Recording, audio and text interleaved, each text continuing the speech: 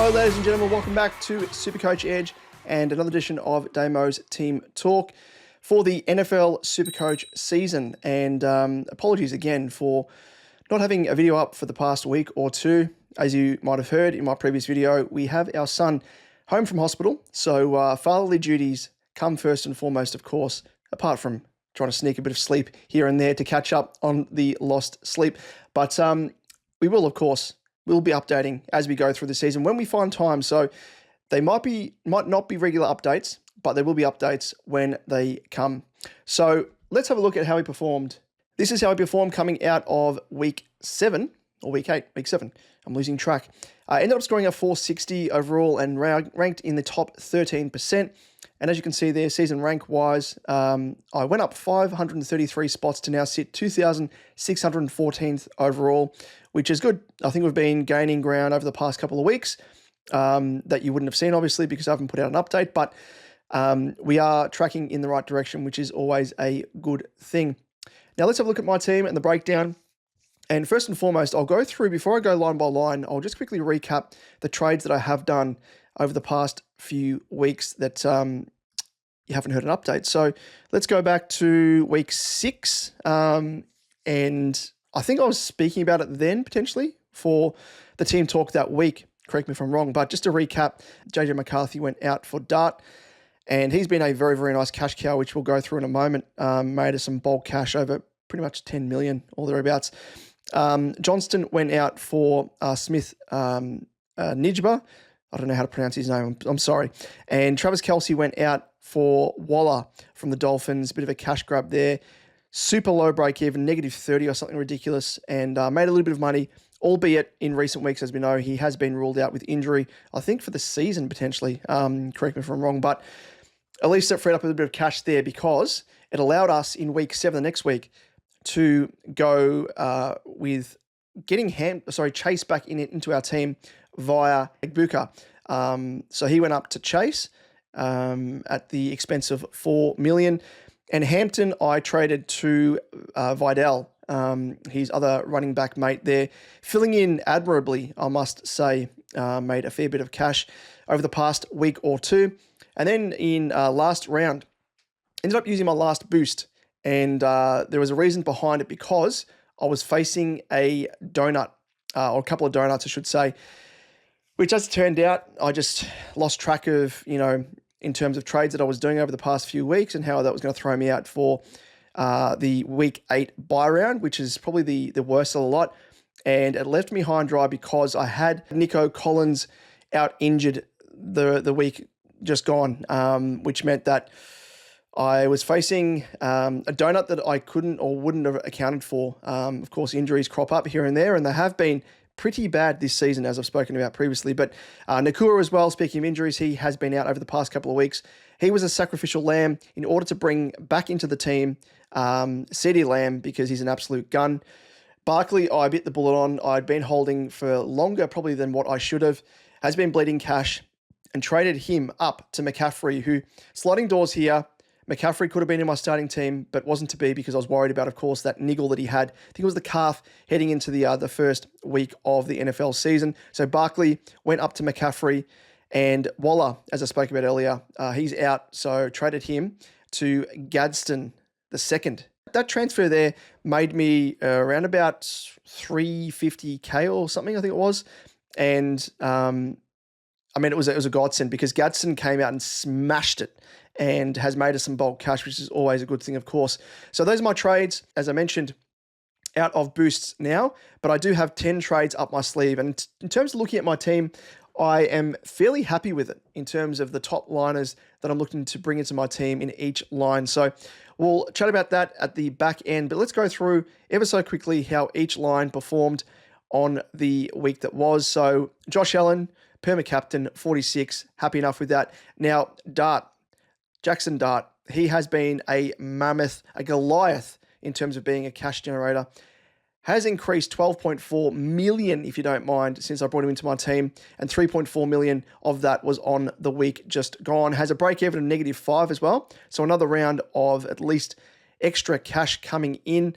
maybe even another couple of weeks, but he's done admirably well considering that, Malik Neighbour's gone down. They've lost a whole host of, first string wide receivers. So for Jackson Dart to do as well as he is with sort of the second, third tier receiving corps that they have in, very, very nice. For the running backs, McCaffrey, of course, on debut, put up a stinker of a 16, but hey, he's a keeper. Robertson, an 8. Speaking of, keepers with stinkers. Now, Javonte Williams did very well, 34. He was someone I was thinking about maybe punting over the coming weeks, but he's just going from strength to strength, averaging a 33.5 and doing very, very nicely. Now, Vidal, who I spoke about as the guy that I brought in via Hampton, and Vidal's taken over Hampton's role on running back duties, and he has done very, very well. Has gone up, increased in price, 4.5 million in total. 2.9 million of that was on the week just gone with the score of 38. Has a break-even -2 as well, so should make us at least some extra coin up until Hampton does return to the team, but he is showing that he is worthy of the starting spot. Now, Ashton Genty, he's fallen away a fair bit. He was kind of the dynamo cash cow that you wanted in your team. A lot of people traded him out, rightfully so, over the first 3 weeks because he wasn't performing. Then bounced back with a 64, a 26, 31, and then the 7 on the weekend. But he has been making really good coin. So at this stage, I think I probably will be using him as a stepping stone to a genuine primo keeper. And one of which I have my eye on that I'll speak about at the back end of this video when I talk about trades. Henderson, I kept hold of him, kept the faith, thought that he was going to turn it around and maybe take over that RB1 spot for the Pats. Hasn't to be, and he started to lose a bit of money now. So I'm not too worried about it. I mean, he's almost back down to his starting price, but I mean, at this stage, he's not going to afford us any money. And a sideways trade at this stage of the season, I don't think is worth it. He's not playing on field, and I don't think I'll need him to use him as cover across the bye week. So not too phased there. Now, moving on to the wide receivers. Now, Jamar Chase, brought him in, not this round, but the week prior to that. 60, incredible. Had to get him in, and with the 30 as well on the weekend. So really, really good to see. Pickens, 22. Now, his, I guess, output's going to drop, I think, with the return of CeeDee Lamb. And that's kind of happened over the past couple of weeks with not season lows, but the second and third lowest scores for his entire season with 20 and 22 over the past couple of weeks kind of, speak to that lower production, I guess you'll call it, in light of CeeDee Lamb coming back into the team. Speaking of CeeDee Lamb, scored a 21 and averaging a 30, so he's a keeper. We're not too worried about that. Just on CeeDee Lamb, I'm interested to see what his ownership jumped up to. It was gone from 17.8% to 23.4% on the weekend, and I imagine that will only rise further. Now, Nico Collins, he didn't play on the weekend, and the only reason I kept him and punted Nakua was because of the fact that I didn't have enough money to put on the head of Collins to then jump up to a Jamar Chase or a CeeDee Lamb, whoever I was going for. And I needed to do it with Nakua. So that's the only reason there. Nakua, of course, has been injured, and I was a little bit worried about him. I don't know whether or not I'll get him back into my team, Nakua. I know he's an absolute gun, but I'll need to sort of work out. I mean, he's going to drop in price as well. That was the other thing I was factoring in. When he does return, he will drop in price, so we can get him at a lower price point. And Nico Collins has been pretty disappointing. I think at this stage, he probably will be a stepping stone to a keeper, whereas these other two guys that we have on field alongside him, Odunze with a 29 has been going pretty well and made some nice cash. And likewise, McMillan as well for the Panthers, 26. They filled in quite well for Smith Nijba and the Sun God, St. Brown, Amon-Ra St. Brown. So those two guys will come obviously on field, and Nico Collins is really the only weak link. And I think Odunze and McMillan will continue to be just a bit of, solid cover off the bench. We're happy enough to have them for the remainder of the season until we need to potentially cull one of them to make a bit of coin to put on the head of another player for those final upgrades. Now, moving on to the tight ends. Now, Warren, an incredible rookie tight end, making bulk cash, scored a 14, and he's proving to be a really nice scorer on field. McBride, of course, was on the bye, so he's on the bench. And Gadsden the second. Now, he has proved a really, really solid tight end over the past couple of weeks through opportunity. Scored a 51 and then a 32. So has increased 5.7 million in total, and 3.1 million of which was on the weekend. Moving on to the kickers, and these two guys, I mean, first-year kickers, Loop and Borregales, both scored a 26 and increasing in cash as well. Not that we really want to use them as cash cows, but in terms of being a break glass in case of emergency top option, if we need to punt one of these two guys to virtually a non-playing kicker to have maybe a loophole, perma loophole option, we could do that. And that will afford us a bit of extra coin for later upgrades as well to finalize our team. Now, for the defense, the Pats have gone really, really well. I think they were the cheapest option that we had, that we brought into our team, or had in our starting team, I should say. And they've increased in value and really averaging nicely, 17.5 points per week, and scored a 22 on the weekend as well, on field, mind you, which was always a godsend. And the 49ers, who I brought into my team, as someone that I thought might have been, a tried and tested, nice, safe defense option. They've gone putridly. They've dropped in cash, and they scored a 4 on the weekend. Now, Jalen Hurts scored a 50 as well. Always tossing up between the two starting quarterbacks in flex and in my quarterback position as to who gets the captaincy. But I think this is one of the rare weeks that Hurts actually outscored Allen, and it's only a 4-point difference, so it is what it is. Outside of that, let's move into our, trades that we're looking at making. Now, if we look at our team and guys that are on the bye, first and foremost, we only have Jalen Hurts on the bye.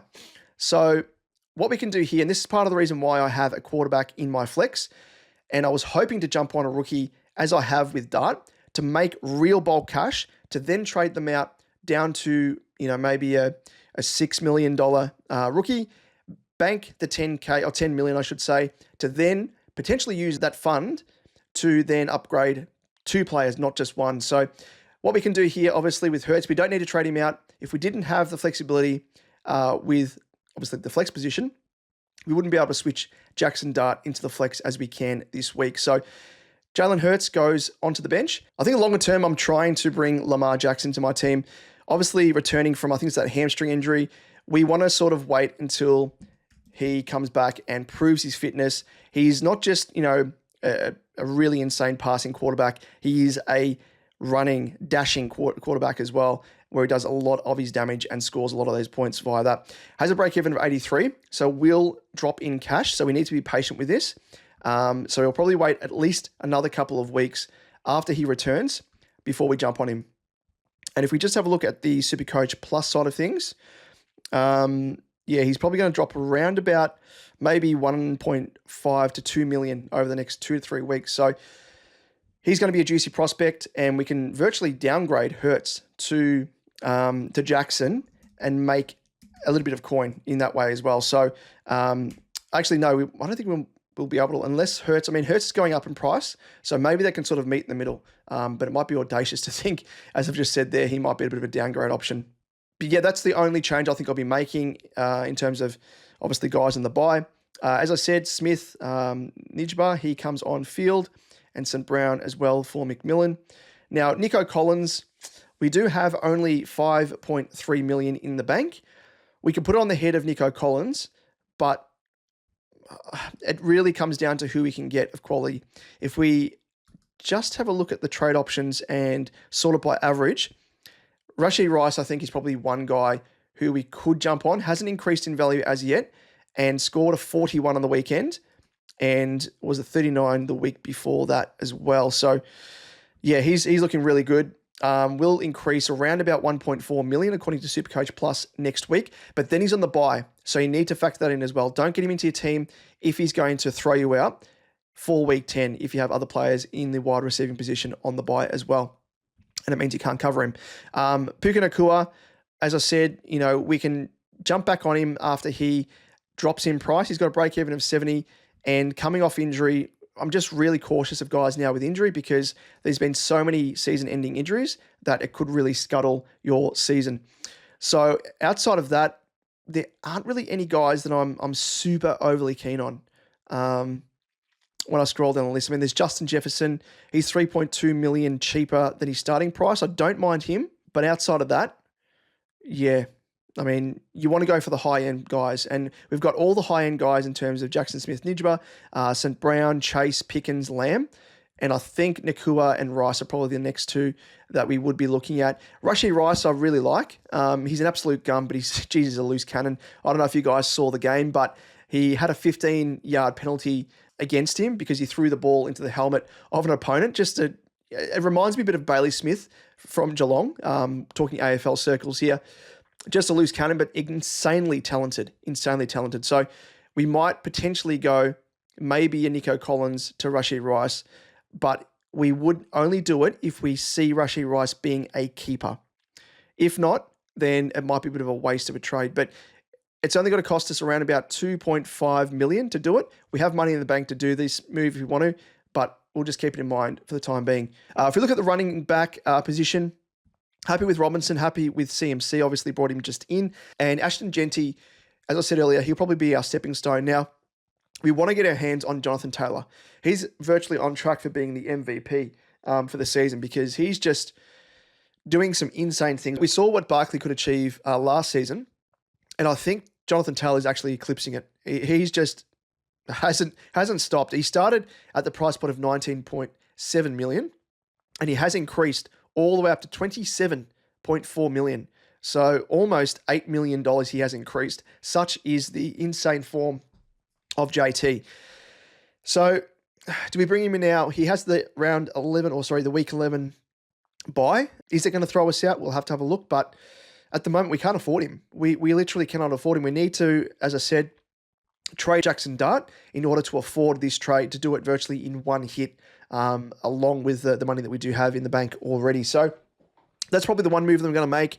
That will mean that I have a running back committee of CMC, Robinson, and JT, alongside Jamal Williams, Javonte.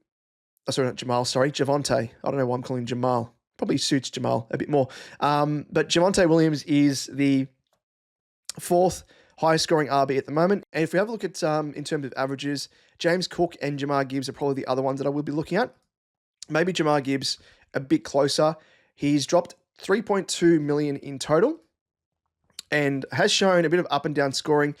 I mean, he scored a 14 back in week 6, and that has seen his price plummet a little bit. And since then, he scored a 70 on the weekend. But he's someone I think you can really hang your hat on for the run home. So we might look at him potentially. But again, we can't really afford him unless we make a secondary trade. But James Cook as well. He is showing some really good form in particular weeks. Obviously, he had a down week with a 9 back in week 5. But outside of that, has been pretty solid. So those are probably the two guys that I'm looking at, but we can't yet afford, Jamar Gibbs and, of course, the big man in JT, Jonathan Taylor. Outside of that, Gadsden's going to make us a bit of cash in the rookie tight end position on the bench. McBride comes back into the team. So I don't even know if I'll make any changes this week.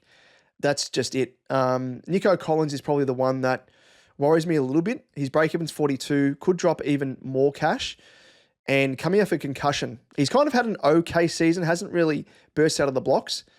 So yeah, has that 9 in his kit bag on the weekend because he got concussed. So a little bit unfair. So we can't judge him on that 1 week alone. But I don't really see him as a keeper for the remainder of the season. So that's one thing I have in the back of my mind. Outside of that, I think that's how we will be lining up. If you're watching us on YouTube here, you'll be able to see it. And if you are listening to us on the audio podcast side of things, I do encourage you, jump across to YouTube, just search SuperCoach Edge and you'll find the video here, and much easier to, I guess, consume.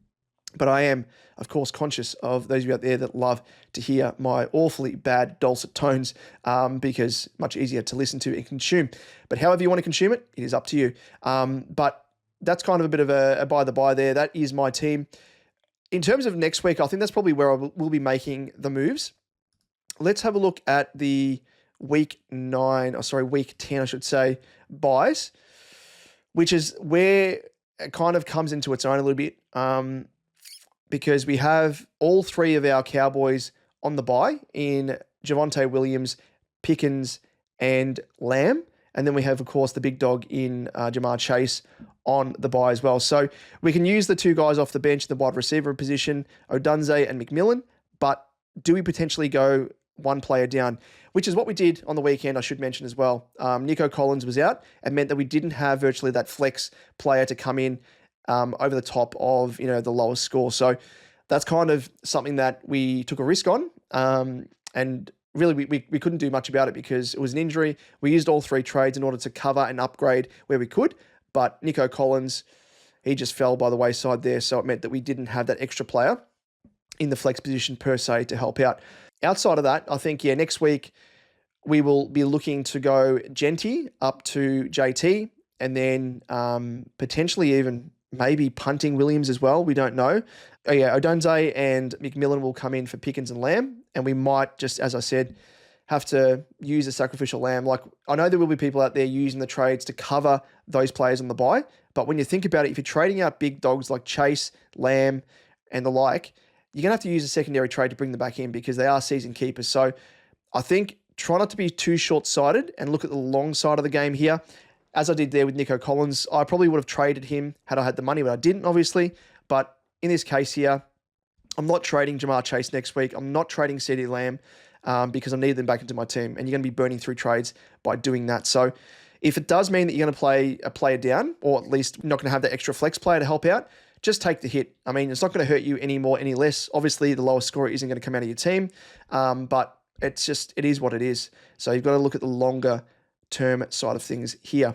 Yeah, I think next week, as I said, like Jackson Dart, his cash generation is petering out a fair bit. Mind you, he could kickstart it again against San Fran, but we'll wait and see. But his break-even is going to start to increase after this coming week. So he could increase close to around about 18, 19 million, which means then we could punt him to a rookie quarterback. And we have to keep in mind as well that, with Allen already had his bye, Jalen Hurts already having his bye as well, we don't need to rely upon the quarterback on the bench for cover in this case here. So we can potentially just trade him down to, JJ McCarthy potentially, or another rookie, and bank around about 15 million, if you don't mind, which will be very, very nice to, afford those upgrades with one trade virtually and not having to go one up, one down, which is kind of how you burn through trades. We've got around about 10 rounds to go or 10 weeks to go in the NFL season.